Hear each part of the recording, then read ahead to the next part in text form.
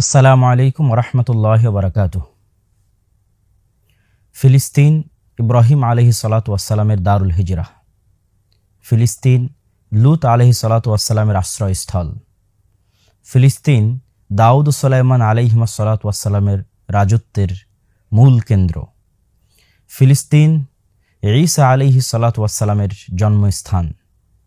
ফিলিস্তিন মুহাম্মদ সাল্লাল্লাহু আলাইহি ওয়াসাল্লামের ইসরা তথা মেরাজের সফরের শুরুর স্থান।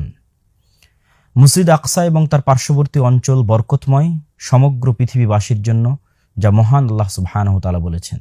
রাসূলুল্লাহ সাল্লাল্লাহু আলাইহি ওয়াসাল্লামের ভাষ্য অনুযায়ী এই মাটিতেই কিয়ামত পর্যন্ত একদল হকপন্থী মানুষ আল্লাহ সুবহানাহু ওয়া তাআলার রাস্তায় লড়াইরত থাকবে। দ্বিতীয় খলিফা ওমর ইবনুল খাত্তাব রাদিয়াল্লাহু তাআলা আনহু ফিলিস্তিনকে মুসলমানদের জন্য বিজয় করেছিলেন। দ্বিতীয়বার বিজয় করেছিলেন সুলতান সালাহউদ্দিন আল আইয়ুবী রাহিমাহুল্লাহ। আজ ফিলিস্তিনের মানুষেরা কষ্টে আছে। সমগ্র পৃথিবীর সকল মানুষের, সকল মুসলিম শাসকদের চোখের সামনে পৃথিবীর ইতিহাসের সবচেয়ে ভয়ঙ্করতম গণহত্যা চালানো হয়েছে গত ১.৫ বছর যাবৎ।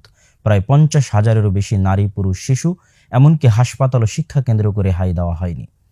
বর্তমান যুগের এই ফেরাউনদের বিরুদ্ধে আওয়াজ উঠানো আমাদের ঈমানী ও নৈতিক দায়িত্ব। বাংলাদেশে আগামী ১২ই এপ্রিল রোজ শনিবার সেই উপলক্ষে মার্চ ফর গাজা আয়োজিত হতে যাচ্ছে, যা একটি জাতীয় আয়োজন।